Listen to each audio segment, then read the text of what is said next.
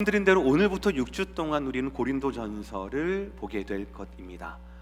우리가 매일매일마다 새벽 예배마다 하고 있는 교재 생명의 삶 본문이 우리 5월부터 그리고 6월 중순까지가 고린도전서를 읽게 되거든요. 그래서 우리 부목사님과 더불어서 아침마다 고린도전서의 말씀을 보게 될 것이고, 그리고 주일마다는 제가 그 중에서 본문을 픽업을 해서 여러분들과 리마인드하고 좀 이렇게 정리하는 그런 시간을 가지려고 합니다. 오늘은 그 첫 번째 시간입니다.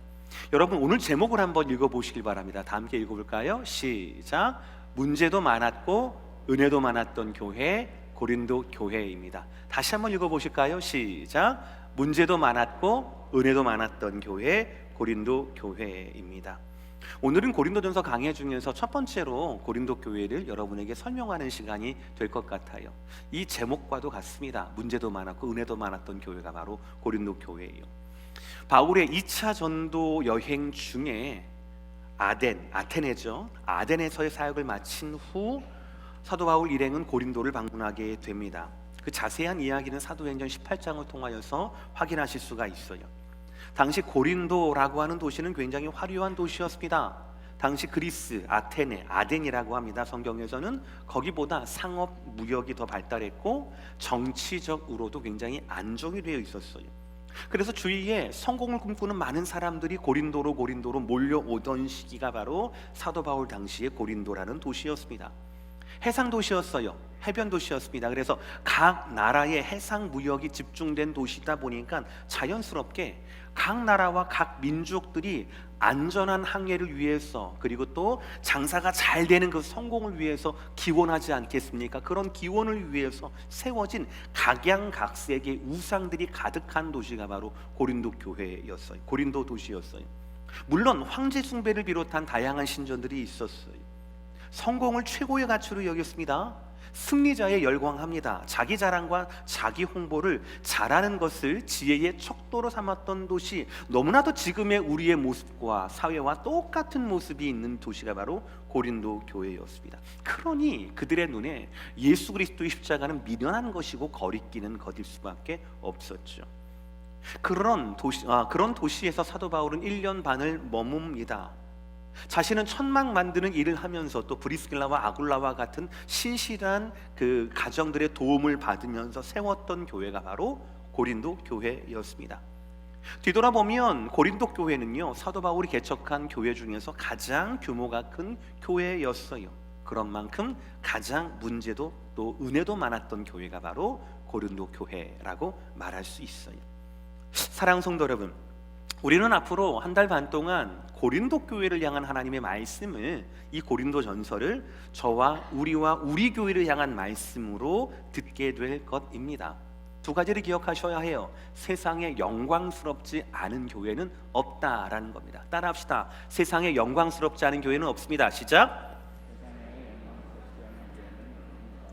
주님의 이름으로 모이는 모든 교회는, 선교지는 그 규모나 개척이나 모든 것들을 떠나서 하나님의 임재가 약속되었기 때문입니다. 그러므로 영광스러운 거예요. 그것이 바로 교회의 은혜입니다.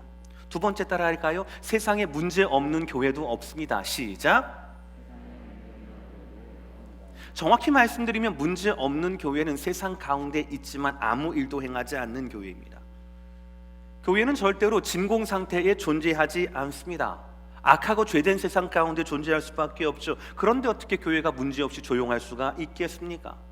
세상 속의 교회는 끊임없이 고민을 하고 죄와의 투쟁을 선언하고 싸워야 합니다. 그리고 스스로가 개혁되어야 한다라는 것이지요. 영광스럽지 않은 교회가 없고 문제가 없는 교회가 없다라는 것입니다. 그러나 여러분, 더 중요한 것은 우리의 영광이 얼마나 크냐, 우리의 문제가 얼마나 깊냐, 이것이 문제가 아니에요. 교회다움이에요. 교회다운 교회인가입니다. 우리가 말하고 원하고 주장하는 그런 교회다움이 아니라 성경 하나님의 말씀이 말씀하시는 교회다움일 우리가 가지고 있는가가 문제. 저는 확신합니다. 앞으로 한 달 반 동안 하나님께서는 우리 교회의 새벽마다 그리고 주일마다 고린도전서를 먹이실 겁니다. 매일매일 듣게 하실 겁니다. 그러면서 말씀을 통하여서 우리가 팔로우하다 보면은 하나님은 우리 가운데 말씀으로 인도하시는 더욱더 교회다운 교회다움을 회복하게 하실 것이라고 저는 그렇게 믿습니다. 목사의 이 믿음이 여러분에게는 소원이 되시기를 주의 이름으로 축복합니다. 그래서 우리가 고린도전서의 말씀을 어떤 땐 당혹스러울 수가 있어요. 너무나 적나라한 주의 모습들이 있거든요. 그럼에도 불구하고 하나님이 붙드시는 하나님의 교회로서의 교회다움, 이것이 바로 저와 여러분이 붙들어야 할 진리인 줄 믿습니다. 오늘 그 첫 번째 진리입니다. 우리 첫 번째 대지 다 함께 따라합시다. 시작. 변화된 삶이 드러나야 합니다. 교회 공동체는 변화된 삶이 반드시 드러나야 합니다. 오늘 1절부터 2절 상반절까지 제가 읽겠습니다. 하나님의 뜻을 따라 그리스도 예수의 사도로 부르심을 받은 바울과 형제 소스데네는 고린도에 있는 하나님의 교회 곧 그리스도 예수 안에서 거룩하여지고 성도라 부르심을 받은 자들과 고린도에 있는 하나님의 교회 곧 그리스도 예수 안에서 거룩하여지고 성도로 부르심을 받은 자들, 제가 똑같은 걸 두 번 읽었어요. 죄송합니다. 제일 중요한 것은 바로 뭐냐면 교회는 하나님의 부르심을 받은 자들로 인해 세워지고 세워진다라는 거예요. 하나님의 부르심을 받은 자들이라는 겁니다. 물론 고린도 교회 겉으로 보기에는 사도 바울의 개척을 통하여서 목숨을 건 그의 헌신을 통하여서 세워졌습니다. 그러나 하나님은 그 바울의 입술을 통하여서 하나님의 부르심을 선포하게 합니다. 제가 서론에서 말씀드렸듯이 이 지역은 굉장히 화려했습니다. 성공지향적인 도시였습니다. 요즘과 같아요. 세상을 보시길 바랍니다. 성공하기 위해서라면 특별히 안정적인 경제적 수입이 보장된 삶, 이것이 전부입니다. 돈만 가지면 행복도 보장할 수 있다, 살 수 있다라고 믿는 것이 지금 세대예요. 그러니까 이를 위해서 수단과 방법을 가리지 않지요. 합법과 탈법 사이를 교묘하게 왔다 갔다 할수록 그 경계선상을 잘 탈수록 유능하다라는 이야기를 듣습니다. 본래 자기보다 더 잘나 보이고 더 행복하게 보이기 위해서 그들은 어떠한 투자도 아끼지 않습니다. 그러니 우리가 사는 이 시대가 현대판 고린도 도시라고도 할 수 있지요. 그런 도시에 욕망과 탐욕과 자랑밖에 없는, 풍요를 향한 갈망밖에 없는 그런 도시에 하나님은 특별한 공동체를 세우십니다. 바로 하나님의 교회였어요. 우리 다시 한번 2장 전반절을 보십니다. 고린도에 있는 시작. 고린도에 있는 하나님의 교회 곧 그리스도 예수 안에서 거룩하여지고 성도라 부르심을 받은 자들과, 아멘. 중요한 것이 있어요. 하나님이 교회를 세우신 목적이 여기 드러납니다. 바로 뭡니까? 거룩하여지고라고 되어 있어요. 부르심이라고 말씀합니다. 그러니까 우리 성도는 무엇을 위해서 부르심을 받은 자들입니까? 바로 거룩함을 위하여서 부르심 받은 자들이라는 거예요. 오해하지 마세요. 거룩함은 여러분의 단어가 아닙니다. 거룩함은 저와 여러분이 노력해서 이룰 수 있는 단어가 아니에요. 구약의 시대 잠깐 생각을 해볼까요? 성전이 거룩합니까? 거룩하지 않습니까? 거룩해요. 제단이 거룩합니까? 거룩하지 않습니까? 거룩해요. 제사장은 어떻습니까? 성전 안에 있는 물건들은 어떻습니까? 그런데 여러분, 그 모든 것들이 어떻게 해서 거룩하다 일컬음을 받게 되었습니까? 날 때부터 깨끗해서요. 천만의 말씀이에요. 아론을 보세요, 여러분들. 금송아지 그 중심에 있던 사람이 첫 번째 대제사장이 됐거든요. 어떻게 설명하실 겁니까? 나무로 만들고 금칠했다고 해서 다 거룩한 겁니까? 아니거든요. 그것들이 거룩한 이유는 오직 한 가지예요. 하나님이 그것을 보고 거룩하다 하셨기 때문에, 그것 때문에가 아니라 하나님 때문에, 하나님의 거룩하다라고 하신 말씀 때문에, 하나님의 그 말씀 때문에, 그 권위 때문에 그 모든 것들이 거룩하게 된 것이거든요. 이것이 바로 성도의 포지션이 되어야 되는 거예요. 세상은 자꾸 우리를 향하여 충동합니다. 가르칩니다. 너의 힘으로 너의 가치를 증명해봐 라고 이야기를 합니다. 그것이 더 많이 증명되면 증명될수록 더 좋은 삶이라고 이야기를 합니다. 그러나 여러분, 성경에서 말씀하고 있는 성도의 길은 그렇지 않습니다. 성도의 길, 성도의 삶, 성도의 인생 이적의 목적, 인생의 부르심은 전적으로 거룩함에 있고요. 이 거룩함이라고 하는 것은 하나님의 부르심으로 시작하여서 반드시 2절 말씀처럼 그리스도 예수 안에서만 가능한 것, 이것이 바로 우리를 부르신 거룩함으로의 부르심이라는 거예요. 오해하지 마세요. 사랑하는 성도 여러분, 여러분은 현대판 고린도에 살고 계십니다. 그러나에도 불구하고 분명히 하나님으로부터 성도로서의 부르심을 받고 있는 자들입니다. 예수 안에서만 가능한 거룩함의 사명을 가진 보석보다도 빛나는 분들이에요. 그러므로 여러분, 변화된 삶을 보여주셔야 합니다. 여러분이 원하는 인생은 다른 사람이 원하는 인생과는 달라야 돼요. 여러분이 원하는 노후는 다른 사람들이 원하는 노후와는 달라야 한다고요. 여러분이 원하는 여러분의 자녀의 모습은 다른 사람들, 웬만큼 성공한 이민자들이 말하는 다음 세대 자녀들, 자랑스러워할 만한, 부러워할 만한 다른 자녀들과는 분명히 뭔가는 달라야 한다라고요. 그 안에서 하나님만이 행하실 수 있는 부르심과 예수 안에서만 가능한 무엇이 있다고요?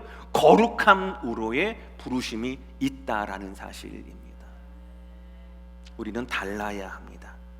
세상의 가치, 흐름 반대되는 나 중심의 인생이 아니라 거룩함과 하나님 중심의 인생이 되어야 한다라는 것입니다. 믿으시면 아멘 하시길 바랍니다. 두 번째 말씀은 무엇입니까? 부족함 없는 감사가 충만해야 한다라는 거지. 오늘 4절 말씀 다 함께 읽어볼까요? 시작. 그리스도 예수 안에서 너희에게 주신 하나님의 은혜로 말미암아 내가 너희를 위하여, 저는 저 항상이라는 말씀이 얼마나 감사한지요. 그냥 감사하는 것이 아니라 너희를 인하여 항상 하나님께 감사한다. 원어를 보니까 이 4절의 말씀은 내가 감사합니다로 시작을 해요. 하나님의 감동으로 쓰여진 고린도전서는요, 고린도 교회를 향한 사도 바울의 서신, 편지의 형식으로 기록되어 있습니다. 당시 유행했던 편지의 형식이 이래요. 발신자, 수신자, 인사말이 간략하게 나옵니다. 그게 고린도전서 1장 1절, 2절, 3절이에요. 그리고 보통 형식에서는 짧은 감사가 나오고 용건이 쭉쭉 나오게 되어 있어요. 그런데 고린도전서는 좀 달라요. 감사 인사가 굉장히 길어요. 4, 5, 6, 7, 어떤 분들은 8절까지 보기도 합니다. 굉장히 길어요. 그러니까 사도 바울은 마치 감사 인사를 하기 위해서 고린도전서를 보내는 것처럼 감사 인사가 굉장히 디테일하고 굉장히 상세하고 깁니다. 지금 사도 바울은 무엇에 대해서 감사하고 있는지 잠깐 봤으면 좋겠어요. 우리가 방금 읽었던 4절 말씀처럼 사도 바울은 먼저 교회의 기초가 예수 그리스도의 은혜라고 하는 것, 거기에 대해서 감사하고 있습니다. 그리고 5절을 보십시오. 이는 너희가 그 안에서 모든 일, 곧 모든 언변과 모든 지식의 풍족함으로, 교회에 주신 특별한 은혜 가운데, 은사 가운데 감사하고 있습니다. 언변과 지식이 풍족하다, 이것에 대해서 감사하고 있어요. 그리고 6절, 이를 통하여서 그리스도의 증거가 너희 중에 견고하게 되었다라고 해서 가면 갈수록 교회 안에 그리스도의 진리가 더욱더 견고하게 되는 것, 담대하게 되는 것, 단단하게 되어주는 것, 이것을 감사하고 있어요. 그리고 마지막 7절 다 함께 시작. 너희가 모든 은사에 부족함이 없이 우리 주 예수 그리스도의 나타나심을 기다림이라. 아멘.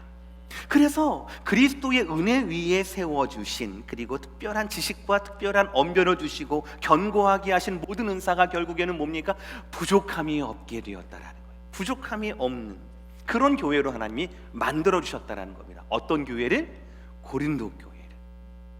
서로를 위해 세워주고 섬기는 데 필요한 모든 특별한 은혜와 은사가 넘치는 교회가 바로 고린도 교회였다라는 거예요. 제가 오늘 설교 제목을 이 말씀에서 따왔어요. 정말 고린도 교회는 참으로 은혜가 많았던 교회였습니다.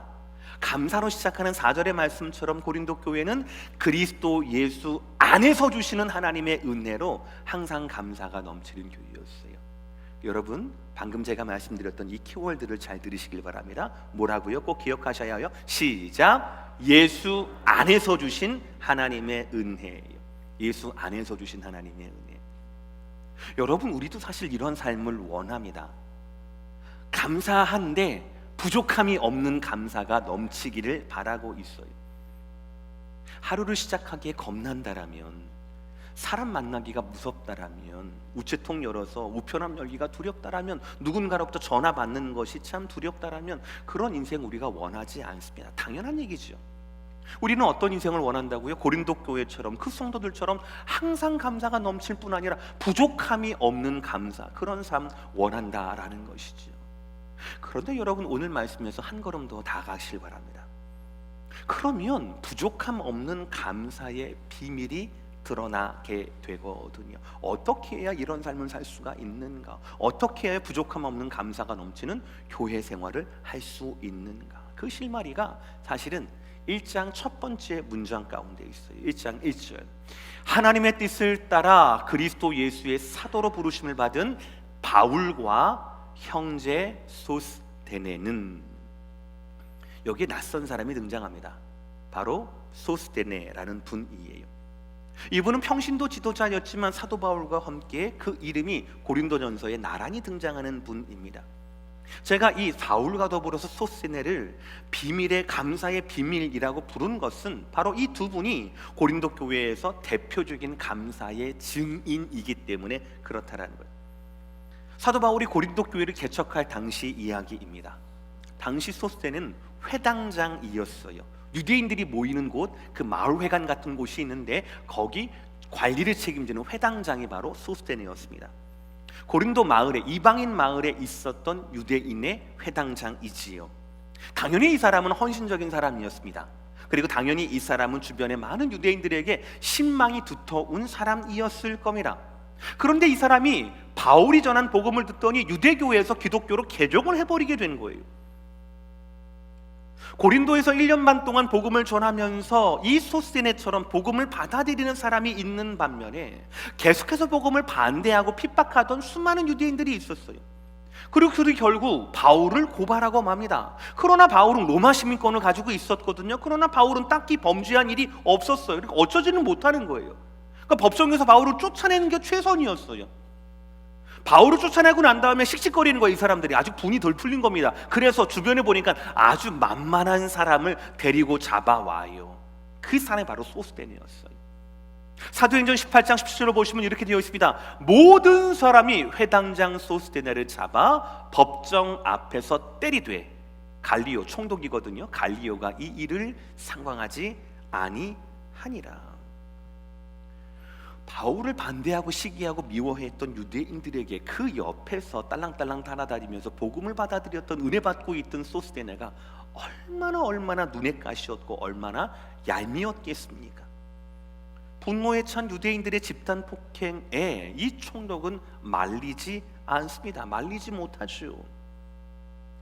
여러분 잘 기억하십시오. 오늘 고린도 교회를 향한 이 첫 머리에, 첫 문장에 바울과 더불어서 소스데네가 등장하고 있는데 이 영광스러움은 이 고난의 흔적이에요.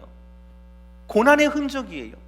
소스데네는요, 복음을 위해서 매맞았어요. 핍박을 당했습니다. 회당장이라는 직업과 주변 인간관계가 모두 끊기는 등의 수모를 당했습니다. 그럼에도 불구하고 자기가 믿고 붙들었던 복음을 놓지 않았던 것, 이것이 바로 소스데네였어요.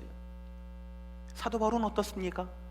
그도 이러한 핍박을 견디다 못해서 1년 반 만에 쫓겨나듯이 고린도 지역을 나왔어요. 그러나 그 후 고린도 지역에 이 교회에 너무나 많은 문제의 소문이 들리는 겁니다.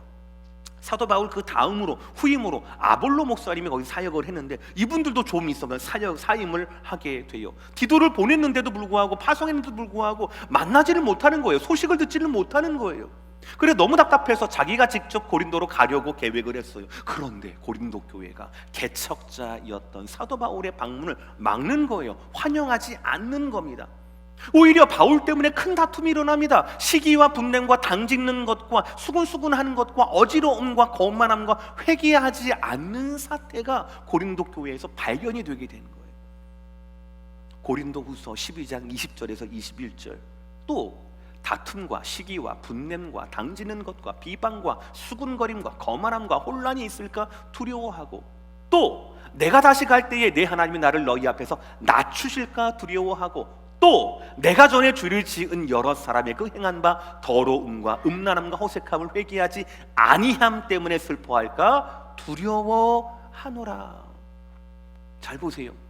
고린도 교회 가운데 부족함이 없는 영광, 충만한 영광은 바로 이런 영광이었습니다. 소스데네의 매맞음이었고요, 바울의 걱정과 두려움이 고린도 교회의 영광의 재료가 되었다라는 거예요. 감사의 이유가 되었다라는 것입니다. 전혀 다르지요, 우리가 기대하는 것과.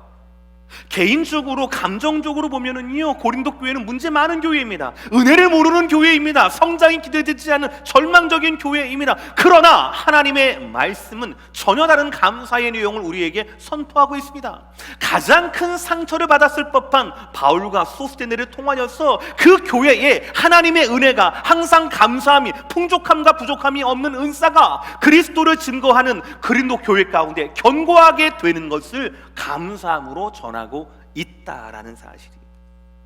사랑하는 성도들은 부족함 없는 감사는요, 문제가 없는 인생을 뜻하지 않습니다. 오히려 반대예요. 매를 맞는 것, 환영받지 못하는 것, 그것이 우리 가운데 감사의 재료가 된다라는 거예요. 사람이 아니라 그 교회를 하나님이 붙드시고 계시는가, 그 하나님의 손길을 바라보는 성도, 그 손길을 의지하는 교회가 바로 감사가 부족하지 않는 영광스러운 하나님의 교회다라고 말씀하고 있다라는 겁니다. 교회에 부족함 없는 감사는 결코 사람이 아니라 전적으로 하나님께로부터만 나오는 것이다 라는 말씀이 바로 오늘 두 번째의 말씀이에요. 자, 그러면 어떻게 했는데, 어떻게 하면 이 매맞췄음에도 불구하고, 어떻게 하면 상처받았고, 어떻게 하면 환영받지 못했음에도 불구하고 감사가 넘칠 수 있는가? 그 답이 세 번째 대지입니다. 우리 다 함께 세 번째 대지 읽어봅시다. 시작. 이 모든 능력은 오직 부르심에서 옵니다. 아멘. 이 모든 능력은 오직 부르심에서 온다라는 거예요. 우리 8절의 말씀 다 함께 읽을까요? 시작. 주께서 너희를 우리 주 예수 그리스도의 날에 책망할 것이 없는 자로 끝까지 견고하게 하시리라. 아멘. 여러분, 하나님의 교회를 향한 하나님의 이 약속을 보시길 바랍니다. 사람은 배반해요. 사람은 환영하지 않습니다. 사람은 은혜를 저버려요. 그러나 주께서 끝까지 그들을, 주님이 오시는 그 날까지 하나님 앞에 책망할 것이 없는 자로 끝까지 붙들고 견고하게 하신다라는 거예요. 그러므로 여러분, 우리의 성도됨이나 우리의 교회됨은요, 여러분 저와 여러분의 인격에 달려있지 않습니다. 숫자에 달려있지 않습니다. 헌금이나 외향으로, 건물로 인하여 다스려지지 않다라는 거예요. 주님의 주되심, 여기에서 출발하고 이 한 가지 진리가 우리 교회됨의 전부라는 사실입니다. 그러니 사랑하는 성도 여러분, 어떻게 되든지, 여러분의 상황이 어떻든지 이 진리를 붙잡으십시오. 우리는 당장 내일 고린도전서 1장 10절에서 17절의 말씀으로 말씀을 들을 겁니다. 당장 내일부터 고린도 교회의 아주 고질적인 분쟁에 대한 말씀이 쏟아져요. 분명히 여러분 객관적으로 보면, 데이터로 보면 고린도 교회는 문제가 아주 많았던, 심각했던 교회예요. 심지어는 그 분쟁을 그 스스로 안에 정화하지를 못해서, 다루지를 못해서 세상 법정으로까지 나아가는, 요즘 말로 말하면 신문에 나오는 좀 창피스러울 만한 그런 교회의 모습이 바로 고린도 교회였어요.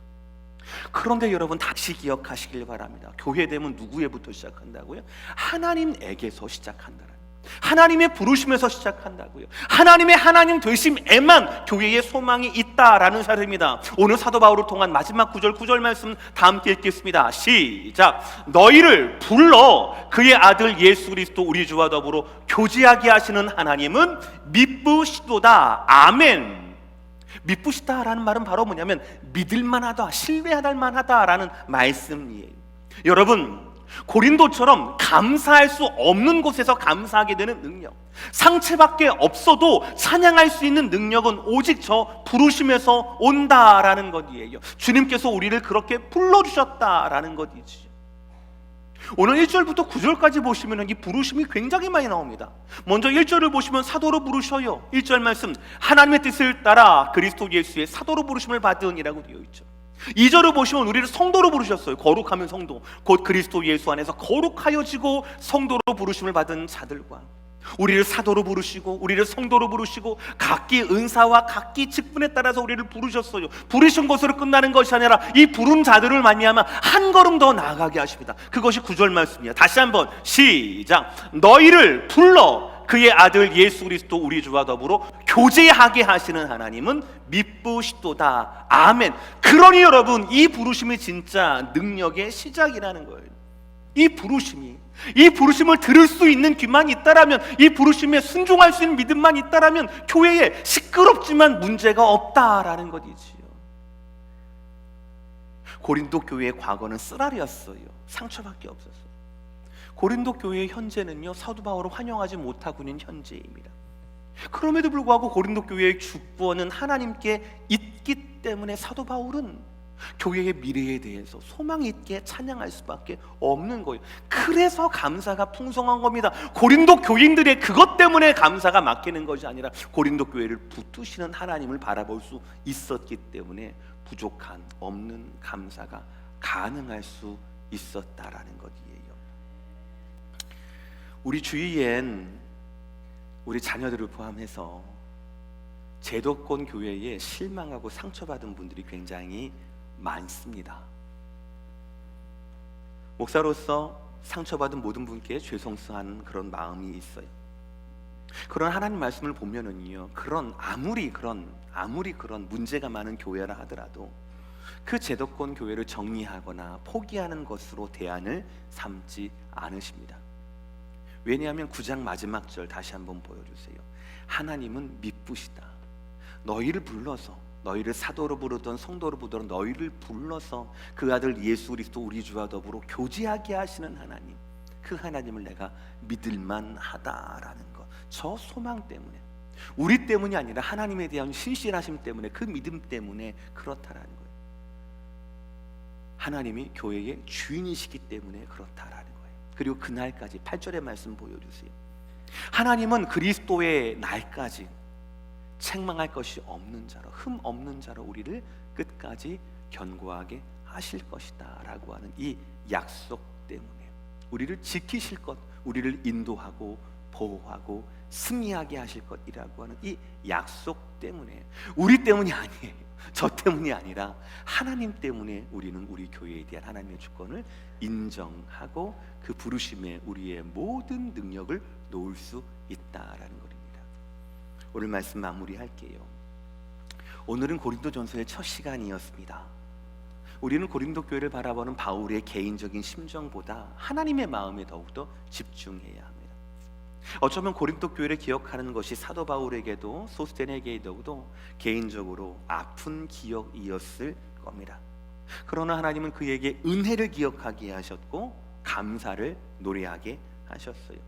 그래서 사도 바울은 자기가 사도 되었던 것도, 자기가 고린도에서 사역할 수 있게 되었던 것도, 그리고 고린도 교회를 향한, 고린도 교회의 그 소망에 대한 것도, 그리고 온전히 하나님의 주권과 부르심에서 왔음을 확인하고 찬양하게 되었습니다.